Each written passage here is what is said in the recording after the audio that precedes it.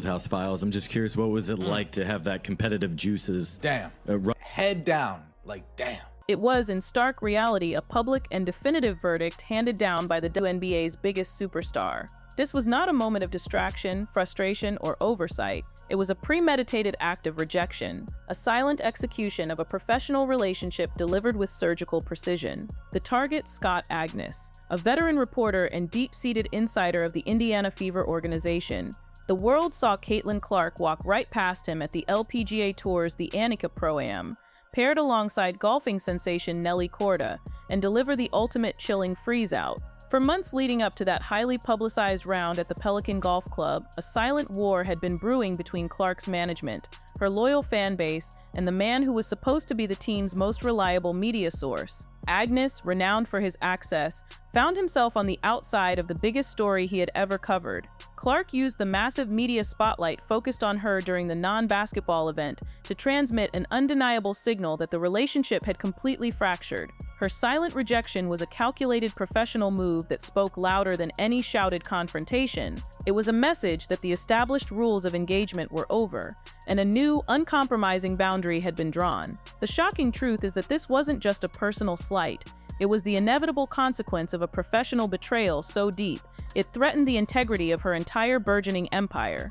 To fully grasp why the league's most valuable asset chose this specific reporter for such public shaming, we must first look at the unparalleled access Agness enjoyed and the institutional loyalty he betrayed. To truly understand the seismic force of the freeze-out, one must appreciate the depth of Scott Agness's access. This was not some peripheral national reporter chasing headlines from afar.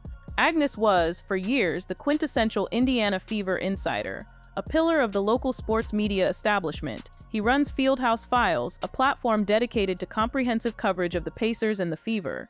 His institutional ties run incredibly deep, tracing back to when he started as a Pacers ball boy at just 14 years old. This lineage allowed him to later secure positions covering the team for Pacers.com and then as a writer for The Athletic. His credentials were not easily acquired. He maintained a status that granted him high-level access to practices, practice facility locker rooms, and special interviews, a position that is notoriously hard to obtain in professional sports. In his own estimation, he was covering a landmark sports moment with Clark's arrival, a position of privilege earned through decades of tireless beat work. This high-access status is critical to the narrative.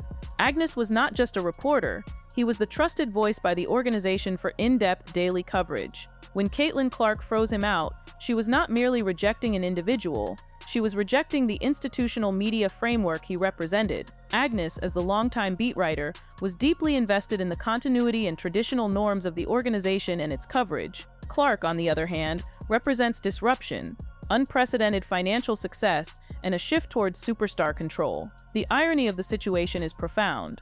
The veteran insider who had dedicated his career to covering the team found himself at odds with the one player who had made the team relevant for the first time in nearly a decade. By choosing to oppose Clark's burgeoning power, Agness, intentionally or not, appeared to align with the old guard of WNBA coverage, thereby making himself the perfect high-profile symbol for Clark to reject publicly. The calculated rejection at the Golf Pro-Am represented a complete generational and cultural clash unfolding right on the screen. The deep loyalty Agness once held to the Pacers and Fever organization, which he even documented by writing about being part of the Fever's first WNBA championship, ultimately collided with the new raw economic power of Clark's brand. The stakes were astronomical, and Agness's decision to prioritize traditional journalistic independence over supporting the positive narrative of the Clark effect would prove catastrophic to his standing. The reporter chose to challenge the very core of the unprecedented financial wave Clark had created, setting the stage for the public reckoning. And what happened next would shock everyone, exposing the depth of the rift that had been forming behind the scenes. The true professional war, the one that provided the public justification for the freeze-out, began when Scott Agness published a column that immediately generated toxic controversy. He argued that the massive, devoted influx of loyal digital fans, often referred to as Clark Nation, constituted a serious liability. The specific shocking accusation was that this dedicated audience represented a dark side that could seep into the team. This was an accusation of unprecedented magnitude. Agness was essentially asserting that the most lucrative, engagement-driving force in the history of women's basketball, the very engine fueling the WNBA's explosive growth and media deals, was a professional risk. The reaction from the fan base was not just critical, it was instantaneously furious. Fans mobilized online, arguing that the article was a clear hit piece directed squarely at Clark's supporters. They accused Agness of egregious bias and unfair reporting, pointing out that he seemed to focus his critical attention on Clark's fan base, while allegedly ignoring genuine nasty racial hate directed at other WNBA stars like Aaliyah Boston, or ignoring the specific conflicts and tension involving teammates like Sophie Cunningham. The intense fan outrage highlighted the growing rift between the traditional media insiders like Agness and the new fiercely protective audience. Traditional beat reporters often express skepticism about the rapid, personality-driven growth fueled by social media, preferring older norms of team coverage. Agness's column, whether he intended it or not, cemented his position as an adversary to the very foundation of Clark's brand. His column was interpreted by Clark's camp as an act of profound disloyalty, which, coupled with his high level of access, transformed him into an internal threat. High-access reporters usually operate under an unspoken contract with the team, provide fair, objective coverage, but also protect sensitive operational details. In the modern sports economy, Clark's fan base is her primary operational detail. It represents her ultimate economic leverage. By criticizing them so harshly, Agness was perceived as deliberately harming the team's new financial engine and the league's most valuable asset. The consequence of this move was arguably far worse than if he had simply criticized her jump shot. It struck directly at the economic heart of her professional value. The Dark Side column made the conflict public, igniting a fan war that placed Agness firmly in the crosshairs. But what really shattered the internal trust and made the freeze-out necessary wasn't merely public opinion, it was a quiet, private betrayal concerning Clark's professional vulnerability that the reporter couldn't resist exposing. Long before the fan base was labeled toxic, Scott Agness had demonstrated an unflinching, granular commitment to reporting the full, often unwelcome truth about Caitlin Clark's mid-season health struggles. This established a long-term pattern where Agness repeatedly contradicted the positive or hopeful narratives favored by Clark and her legion of followers, creating a deep well of competitive frustration. The culmination of this tension centered around Clark's injuries during her rookie season. She had suffered a groin injury in July, followed by a left ankle injury in August. Despite her season officially ending in early September, fans clung desperately to hope that the star would pull off a miraculous return for the WNBA playoffs, or at least show signs of being near a full recovery. Agness, however, delivered the definitive, painful truth with surgical precision. Appearing on Rachel Demita's Courtside Club podcast on September 25th, Agness set the record straight with brutal finality. She's not returning. Listen, she is not returning, period.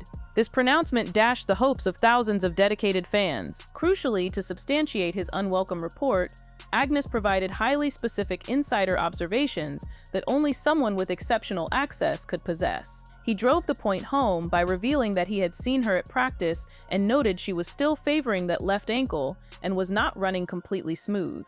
While journalists are professionally tasked with reporting objective truth, an athlete of Clark's caliber lives in a world of narrative control, especially regarding vulnerability. Agness's persistent, granular reporting confirmed her physical weakness against the backdrop of fan expectation. This commitment to unflinching detail marked him as someone who prioritized professional independence over protecting the star's necessary competitive image. This was the silent, steady betrayal that accumulated distrust. The emotional labor required for Clark to manage a high-profile injury while maintaining her public presence and brand value is immense. Agness's reports undermined this effort, making the resulting competitive frustration, compounded later by the fan critique, directly aimed at the source of the professional annoyance. The Dark Side column became the visible casus belli, the public reason for the conflict. But the relentless injury reports were the accumulation of genuine, deep-seated distrust. The reporter chose truth over institutional loyalty to the team's star. The superstar, seeing the long pattern of being undermined, chose silence over confrontation. That choice aligns perfectly with Clark's deepest competitive instincts she has been trying to control her entire career. The viral freeze-out moment was far more complex than simple human rudeness. It was a masterclass in highly disciplined nonverbal aggression, a strategic defense weapon deployed using the science of kinesics. To understand its efficiency, one must first appreciate Caitlin Clark's history with body language.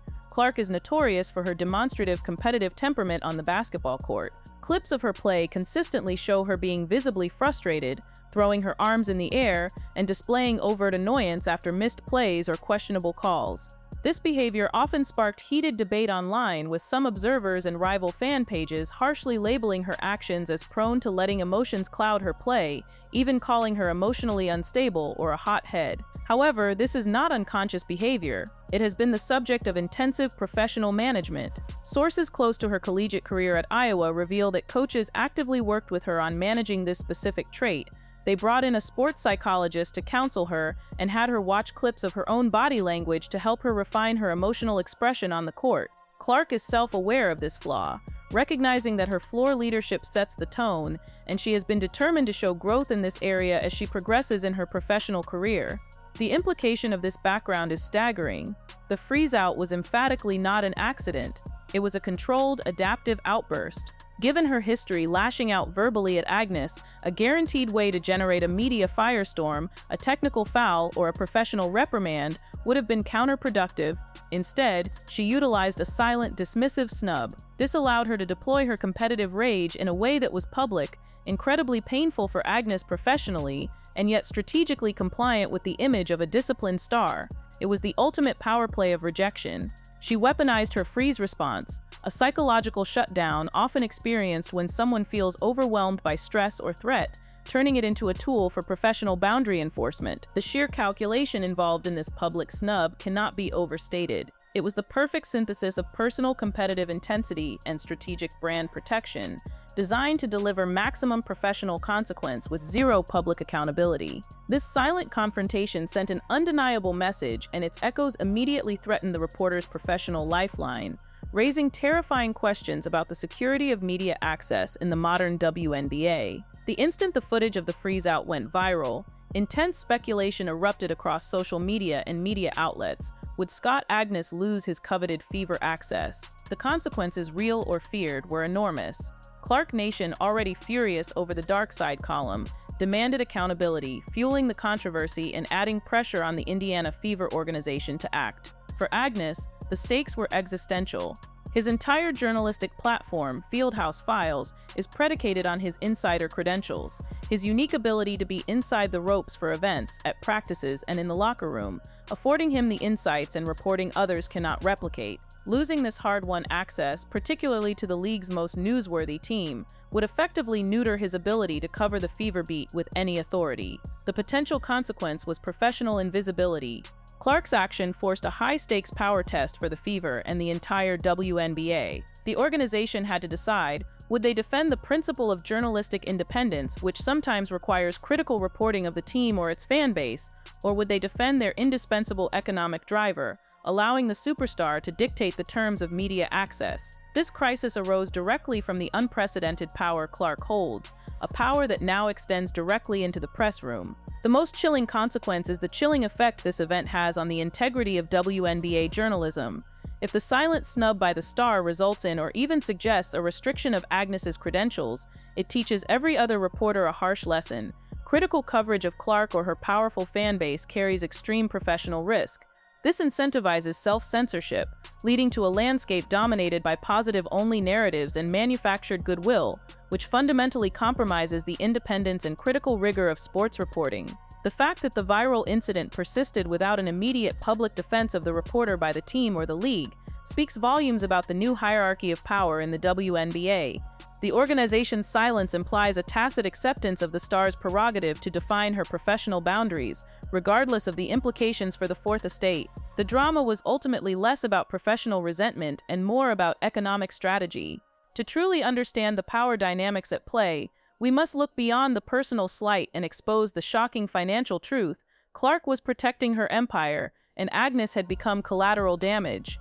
The culmination of the freeze-out, the ultimate why, can be synthesized into a single compelling argument. It was a calculated corporate decision masked strategically as a personal slight. Clark was not merely retaliating for a past wrong, she was drawing a line in the sand to protect her monumental revenue stream. The economic reality created by Clark's arrival in Indianapolis is undeniable. Her presence immediately made the Fever relevant for the first time since their playoff appearance in 2016. The metrics associated with the Caitlin Clark effect are staggering. The league saw record sponsorships, unprecedented ticket sales, and explosive television ratings, all directly tied to her presence. She is the gold standard, the economic engine driving the future valuation of the entire league. Agness's most inflammatory critique, calling her most loyal fan base the dark side, was perceived not as journalistic commentary, but as a direct attack on the WNBA's new gold reserve. In the calculus of Clark's brand management, and almost certainly in the minds of her business advisors, any action that alienates, criticizes, or attempts to delegitimize the core revenue driver must be publicly and decisively condemned.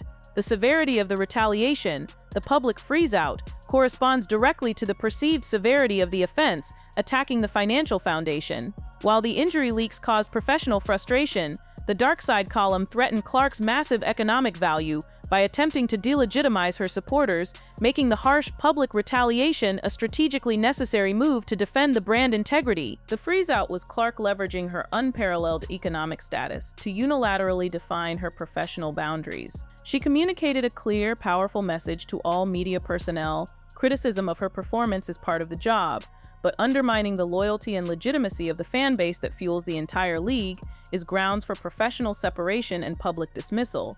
The old bargain in sports was a simple trade: reporters get access and players get coverage. The new bargain, enforced by the modern superstar, is markedly different. The star grants access only to those who support the positive growth narrative, and opposition will be met with silent, swift, and public termination of that relationship. This silent power struggle forced everyone involved to recognize the shocking degree of influence one athlete now holds, an influence that has permanently changed the relationship between superstar athletes and the traditional press corps. The Caitlin Clark freeze-out of Scott Agness was a perfect storm, encapsulating the radical transformation of the professional sports landscape. It was the culmination of a pattern of professional betrayal, beginning with the sensitive injury leaks, compounded by a public toxic attack on her essential fan base, and met with an athlete who is strategically disciplined in her use of nonverbal competitive communication. Clark's silent, decisive move at a non-basketball event confirmed a new stark reality for beat reporters. In the complex, digitally driven world of modern sports, the individual superstar's brand is the highest authority. Clark effectively drew a permanent line in the sand, demonstrating that she, and she alone, determines who is worthy of professional access and who will be left on the outside looking in, rendered professionally invisible. This calculated rejection signals that the traditional model of the critical, all-access insider is now critically endangered. The WNBA, fueled by the explosive economic force of the Clark effect, now moves at the speed of the superstar, and the price for crossing her is the loss of your seat at the table. The world saw a simple snub, but we now know it was the chilling, unmistakable sound of a new, uncompromising power structure being enforced.